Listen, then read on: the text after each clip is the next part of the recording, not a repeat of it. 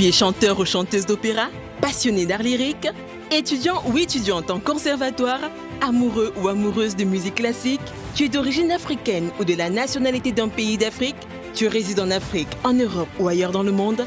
Alors n'attends plus, inscris-toi dès à présent au premier concours international de chant, les Grandes Voix lyriques d'Afrique, édition 2022. Organisé par Africa Lyrics Opéra, le concours international des Grandes Voix lyriques d'Afrique se déroulera du 7 au 9 avril 2022 au Palais de la Porte Dorée à Paris, France.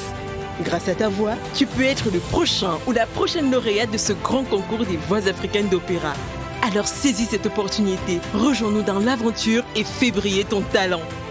Pour plus d'informations, rejoins-nous sur les réseaux sociaux et visite notre site web www.africalyricsopera.fr. Avec les Grandes Voix lyriques d'Afrique, valorisons l'opéra dans sa diversité. Je regrette beaucoup, mais j'ai raté l'inscription. Je m'y suis pris un peu trop tard. Mais en fait, j'ai quand même une compensation très importante. C'est la présence ici de la responsable de ce concours. Il s'agit de Patricia Domseux. Vous êtes présidente de Women of Africa et Africa Lyrics Opera. Absolument. Alors, parlons maintenant de ce premier concours international de chant. Quelle est son origine ? Alors, l'origine du concours est très simple. J'ai baigné longtemps dans le domaine de la musique. J'ai reçu effectivement une éducation musicale importante, une éducation culturelle multiple en Afrique, en Europe et ailleurs dans le monde. Et je me suis aperçue effectivement, on parlera tout à l'heure de Women of Africa, mais en tout cas dans le cadre des projets que nous portons en Afrique aujourd'hui, nous avons effectivement un programme culturel très important pour la valorisation des patrimoines, mais également la valorisation des artistes. Et on s'est effectivement aperçu qu'il y avait un grand engouement pour la musique classique en Afrique. C'est une grande nouvelle. Les Africains adorent la musique classique. Ils connaissent les compositeurs. Ils sont passionnés par la voix, par l'instrument, etc. Et dans le parcours effectivement que j'ai eu dans le cadre de l'association également de cette initiative Africa Lyrics Opera et que nous avons lancée il y a maintenant 15 ans, nous avions effectivement une absence de diversité. Voilà, de diversité dans la musique classique. Vous le savez, il y a eu un rapport récent sur la diversité à l'opéra en France. Donc, il y a des recommandations qui ont été mises en place. Et donc, de nombreuses associations comme les nôtres contribuent effectivement à nourrir cette ambition de plus de diversité dans la musique classique. Et c'est comme ça, finalement, que nous avons fait le choix, effectivement, de lancer une initiative innovante, forte, pour faire connaître les grandes voix lyriques d'Afrique, les belles voix lyriques d'Afrique, parce qu'elles sont absolument extraordinaires, et permettre effectivement aux professionnels de la musique, aux directeurs d'opéra, à tous les acteurs, toutes les institutions voilà, qui travaillent autour de la musique classique, de l'instrument, de pouvoir aller à la rencontre de ces voix lyriques d'Afrique et par le biais de ce concours, et les faire connaître. Alors faisons une parenthèse sur Women of Africa. Oui. Expliquez-nous ce que c'est. Alors, Women of Africa, c'est une aventure absolument passionnante. C'est une organisation de solidarité internationale dont j'assure aujourd'hui la présidence, qui a été créée il y a 20 ans. Nous sommes aujourd'hui présents sur 17 pays, bientôt 18, avec des actions d'accompagnement des populations vers l'autonomisation et le développement durable des territoires. Alors, nous sommes aujourd'hui présents sur différents secteurs en lien avec les objectifs pour le développement durable, notamment l'éducation, la santé, l'environnement, le microcrédit, le numérique, les bourses d'études d'excellence pour les filles et les sciences.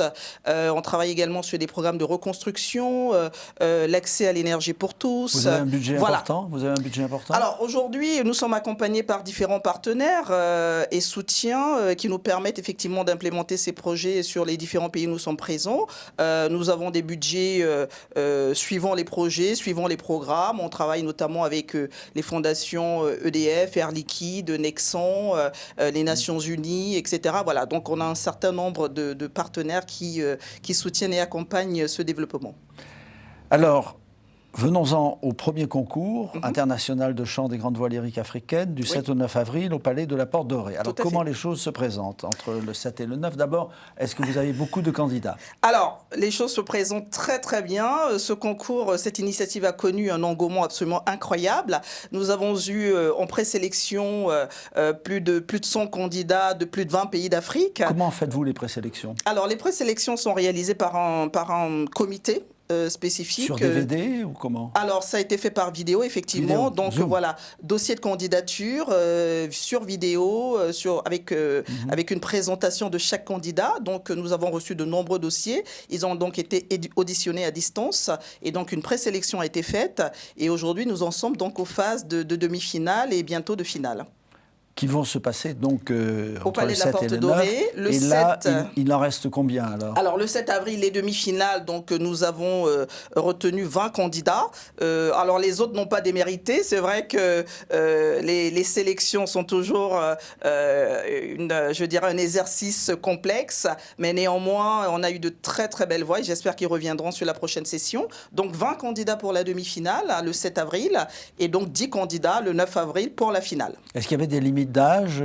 Non, là, pour cette initiative, pour ce premier concours, nous avons vraiment travaillé avec beaucoup de bienveillance. Donc, c'était le maître mot de ce concours. C'est Patricia Petitbon, qui est la présidente du jury, effectivement, qui conduit, je dirais, cette dynamique-là, qui nous a dit, vraiment, ce concours doit être placé sur je dirais, le maître mot doit être la bienveillance. Donc, c'est ce que nous avons tenté de faire, et c'est ce que nous avons, je pense, réussi à faire. Pas de limite d'âge, voilà, donc simplement un critère important, c'est d'être d'origine africaine et peu importe qu'il soit amateur ou professionnel. Donc effectivement là, les sélections étaient quand même d'un niveau soutenu, mais néanmoins, je pense que les artistes, en tout cas les candidats, sont à la hauteur de ce qu'on espère d'eux pour les demi-finales et la finale. Connaissez-vous le rapport entre amateurs et professionnels dans le concours? Alors nous avons un pourcentage d'environ 75% alors, c'est pas des professionnels, mais en tout cas, ce sont des artistes qui sont passés par un parcours de conservatoire, etc., et 25% d'amateurs. Voilà. Et vous avez un partenariat avec certaines écoles de musique en Afrique? Alors, nous n'avons pas de partenariat spécifique. Nous sommes en train d'en développer actuellement, notamment avec la Côte d'Ivoire, avec le Congo aussi. Mais nous avons véritablement voulu ouvrir ce concours à tous les passionnés de musique classique, aux amoureux de la musique classique, comme on l'a dit précédemment, et de manière à ce qu'il n'y ait pas de frein à chacun ou à chacune de pouvoir tenter sa chance, de pouvoir se présenter, parce que le premier critère, bien évidemment, c'est leur passion pour la musique. Et ça, on l'a vu dans le déroulé des présélections, ça a été absolument incroyable. Et la Porte Dorée nous accueille, hein, voilà, le Palais de la Porte Dorée, dont l'histoire aussi est très forte, pour aujourd'hui parler de diversité. Et Patricia Petitbon, qui est donc la présidente de notre jury, qui comporte de nombreux professionnels. Et alors, les épreuves se dérouleront de quelle façon? Chaque artiste peut chanter, j'imagine, une œuvre de son choix. Et puis... Alors, donc, les artistes arriveront en demi-finale, donc devant un parterre de 14 jurys, de 14 membres du jury. Voilà, donc certainement beaucoup de stress, mais il y en a qui commencent déjà à arriver parce qu'on a fait effectivement... Ce sont des jurys locaux, enfin français? Alors, ce sont des jurys français, absolument. Oui. Donc, de différents domaines. On a des directeurs d'opéra, on a des artistes, des musiciens, on a des chefs d'orchestre, on a des professionnels de la presse, voilà. Donc on a quand même une diversité extrêmement intéressante dans ce jury. D'une part, et d'autre part, donc les artistes candidats se présenteront donc devant un jury. Ils ont quatre airs d'opéra à interpréter. Le jury pourra en choisir un. Voilà, et ils ont 5 minutes en demi-finale pour faire leur preuve, et donc en finale ils interpréteront également un autre air qui n'aura pas été interprété durant la demi-finale, avec un air imposé en langue africaine qu'ils interpréteront devant le jury, accompagné par l'orchestre symphonique des pays du Loiret. Voilà, et avec le chef Mehdi Logreida. Et quand vous dites en langue africaine, est-ce que ce sont des œuvres également africaines ou sont des œuvres du répertoire classique? Non, ce sont des œuvres africaines qui ont été composées par un compositeur africain originaire du Cameroun, Jules Tekam, qui compose de la musique classique depuis très longtemps. Et nous avons également fait le choix de mettre en lumière les compositeurs africains dans le cadre de ce programme Africa Lyrics Opera. Cette année, c'est Jules Tekam, et l'année prochaine, certainement un autre compositeur africain, parce que l'Afrique aussi est passionnée de musique, je l'ai dit, et nous avons également des compositeurs de très grands talents que nous souhaitons également faire connaître au travers de ce projet. Alors pour nos auditeurs justement qui sont en Afrique et qui ne peuvent pas venir à Paris à la Porte Dorée, est-ce que ce concours sera retransmis d'une façon ou d'une autre sur les réseaux sociaux ou... Alors nous aurons une retransmission effectivement sur les réseaux sociaux, et nous aurons également des enregistrements qui seront diffusés ultérieurement, d'une part, mais d'autre part, nous faisons également le choix, mais bien évidemment il nous faudra prendre un petit peu de temps de préparation. Nous avons également fait le choix de faire une tournée en Afrique pour aller à la rencontre des candidats qui n'ont pas pu passer effectivement cette étape de la demi-finale, d'une part, mais d'autre part également accompagner sur place par le biais des masterclass, par le biais de formation, les artistes lyriques africains dans différents pays, notamment les pays où sont présents Women of Africa. Donc il y en a un certain nombre, donc nous aurons l'occasion certainement de tous les rencontrer. Donc organiser cette tournée de formation, de masterclass et de concerts, de manière à pouvoir justement les faire connaître et les aider à progresser. Voilà. Et à la Porte Dorée, les artistes sont accompagnés par un orchestre? Alors à la Porte Dorée, donc... la première étape des demi-finales, donc ils sont accompagnés au piano par le pianiste Thomas Taquet. Et en finale, donc ils seront accompagnés par le pianiste d'une part et d'autre part par un orchestre, donc l'Orchestre Symphonique du Loiret avec le chef Mehdi Lograïda. Voilà. Très bien, alors là je donne rendez-vous à ceux qui peuvent venir du 7 au 9 avril. Voilà, donc le au 7 Palais avril, de la Porte Dorée. C'est ça. Ça commence à quelle heure? Alors le 7 avril, donc de 14h à 18h au Palais de la Porte Dorée, et le 9 avril de 16h à 18h au Palais de la Porte Dorée. Ah, il y a une pause entre les deux, le 8... C'est ça, alors le 8, ce sont les répétitions. Ah oui, voilà, pour ouvertes au public? Ouvertes au public. Ah, très bien. Avec l'orchestre et nos finalistes. Et voilà, je voulais également signaler que nous avons fait également le choix de faire venir des candidats d'Afrique. Hein. Il commence déjà à arriver. Il y en a un qui est arrivé hier matin en provenance du Tchad. Voilà, donc il va pouvoir travailler et préparer la demi-finale. Et je souhaite bonne chance à tous les candidats. Oui, souhaitons leur bonne chance. Voilà. Et parlons maintenant de la deuxième partie de votre programme, parce que ça n'est pas terminé. Et il s'agit d'un deuxième événement qui a lieu, lui, au Théâtre des Champs-Élysées. Et c'est un peu plus tard, c'est le... Non. C'est le 16 avril. Oui, c'est ça. C'est ça. C'est le 16 avril, parce que je revenais à celui de 2016. Oui, c'est ça. On avait déjà que vous aviez organisé un événement. Et entre 2016 et maintenant, vous n'avez Alors, entre rien 2016, la date du dernier concert au Théâtre des Champs-Élysées, nous avons organisé d'autres événements. On a notamment ouvert notre saison musicale classique à la Salle Cortot, à l'École nationale de musique. Et ensuite, malheureusement, on a été tous, je dirais, happés par la crise sanitaire. Donc on a dû malheureusement s'arrêter à peu près 2 ans. Et donc on reprend aujourd'hui les activités dans le domaine culturel. Et donc avec notre grand gala qui aura lieu le 16 avril, voilà, 2022, au Théâtre des Champs-Élysées à 20h. Alors ça, c'est les grandes voix lyriques d'Afrique. Voilà, les grandes voix lyriques d'Afrique. Est-ce qu'il y a un rapport entre les deux? C'est-à-dire le concours... Alors, il y a un rapport entre les deux, effectivement. Mis à part vous, je veux dire. Oui, mis à part moi. Oui. Donc, il y a un rapport, effectivement, entre les deux. Le lauréat ou la lauréate du concours aura la chance de chanter sur scène, de se produire sur scène le 16 avril au Théâtre des Champs-Élysées. C'est l'un de ses prix, parce qu'il aura un prix absolument extraordinaire. Il aura un prix de 1 500 €. Quand même très beau prix. Voilà, et la possibilité de se produire au Théâtre des Champs-Élysées, aux côtés des grandes voix lyriques d'Afrique qui viennent donc de France, d'Angleterre, de Jamaïque, des États-Unis, d'Allemagne, etc. Et le parrain donc de cette soirée, c'est Sir Willard White, qui est un immense artiste basse de la musique classique, qui nous fait l'honneur de parrainer cette soirée. Et donc on aura également la chance et l'honneur d'avoir sur scène l'orchestre symphonique de la garde républicaine et le chœur de l'armée française qui vont également interpréter de l'opéra africain. Donc ça va être absolument extraordinaire. Ça, certainement. Oui. Vous avez parlé des candidates. Oui. Le rapport entre candidats et candidates, c'est moitié-moitié? Alors, le rapport entre candidats et candidates, nous avons 60% de candidates et 40% de candidats. Voilà, tout à fait. Et nous avons également une dominante sur les zones Afrique.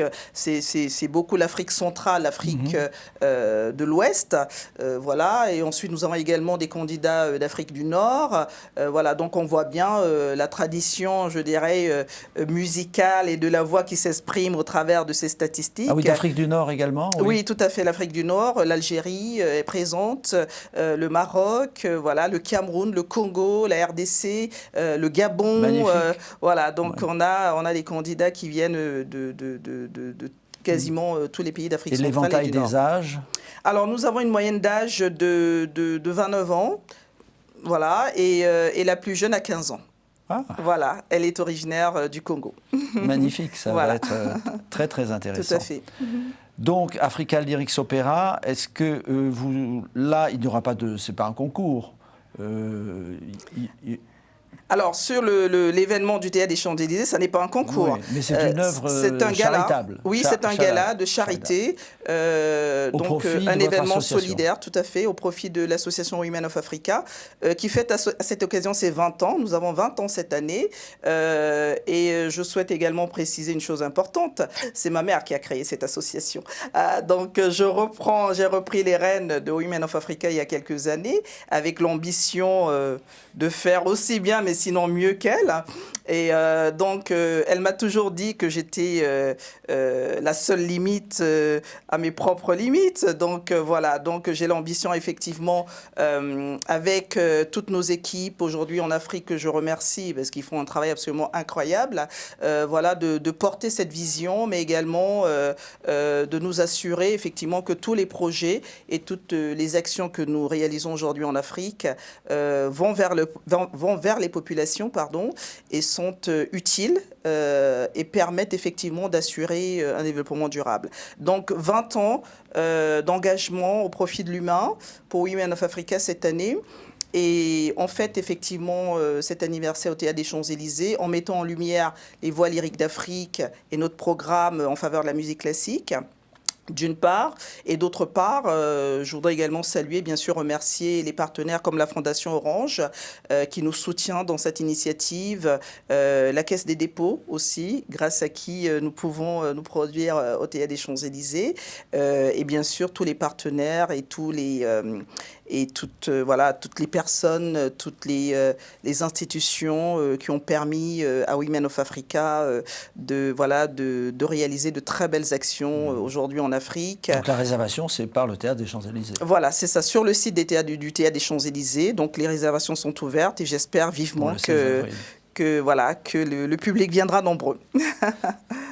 Alors, j'en profite quand même pour poser une petite question vous concernant, parce que vous avez un parcours étonnant. Là, vous parlez de musique et de l'organisation des deux soirées qui demandent plusieurs même, qui demandent un gros investissement. Et en même temps, vous êtes une entrepreneure dans un domaine, on peut dire, tout à fait différent.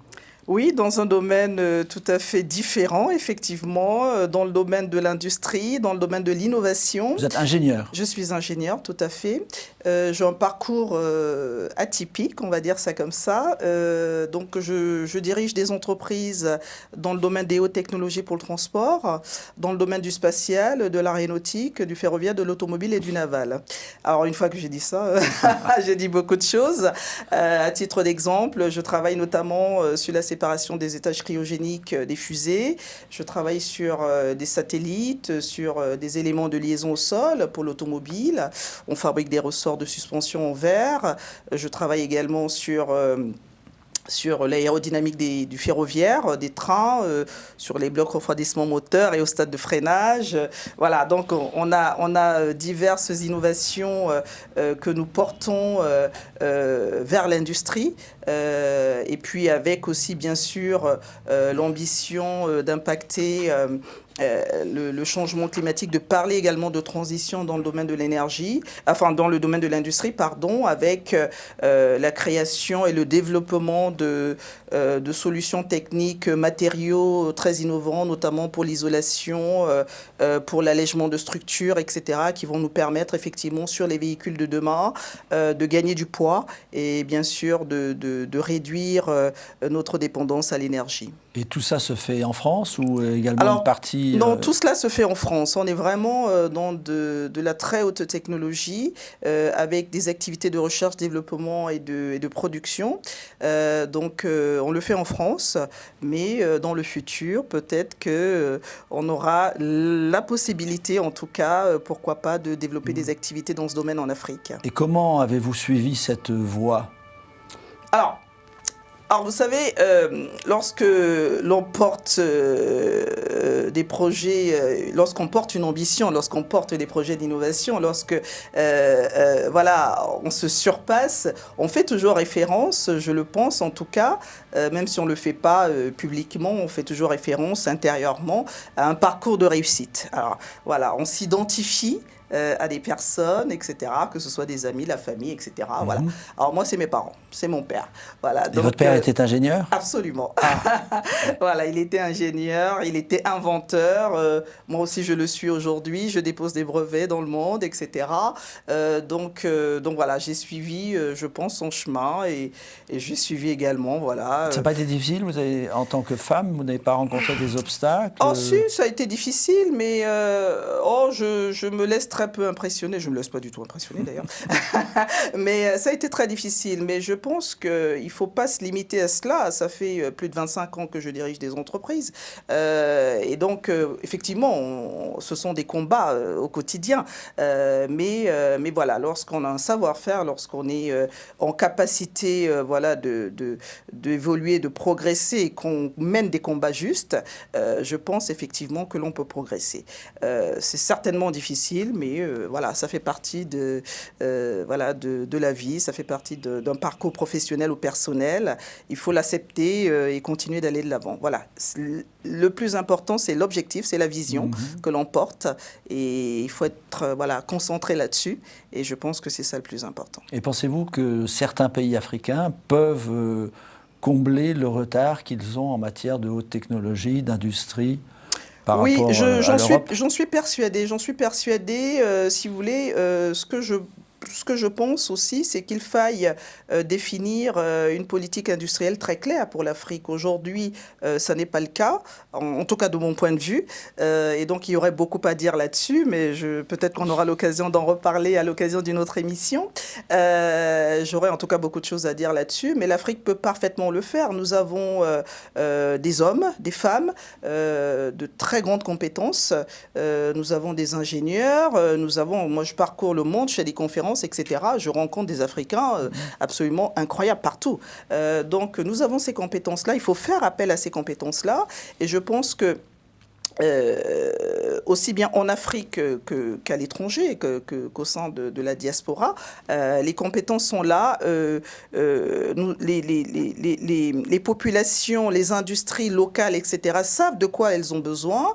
Et je pense véritablement que si une politique claire, précise, industrielle est définie, et nous avons les moyens sur place, nous avons les matières premières, nous savons aujourd'hui comment les transformer, donc comment les valoriser, comment comment les vendre. Donc je pense qu'aujourd'hui, on est capable tout à fait de le faire à l'échelle du continent africain. Il y a énormément d'initiatives qui se font. Il y a de très belles entreprises locales sur le continent qui existent, qui marchent bien, qui fonctionnent, qui exportent. Mais il faut véritablement industrialiser l'Afrique parce qu'on reste quand même beaucoup, si vous voulez, dans le business du service et je dirais, du business basique achat et vente. Voilà, il faut véritablement industrialiser l'Afrique parce qu'on en a besoin et les moyens sont là. Patricia Domseux, présidente de Women of Africa, je vous remercie d'avoir bien voulu être mon invitée à Télésud et je suis sûr que ces deux concours, ce concours et cette grande soirée lyrique vont être de grands succès donc à Paris au mois d'avril. C'est moi qui vous remercie. Merci infiniment. Merci à vous d'avoir suivi cette émission et à bientôt.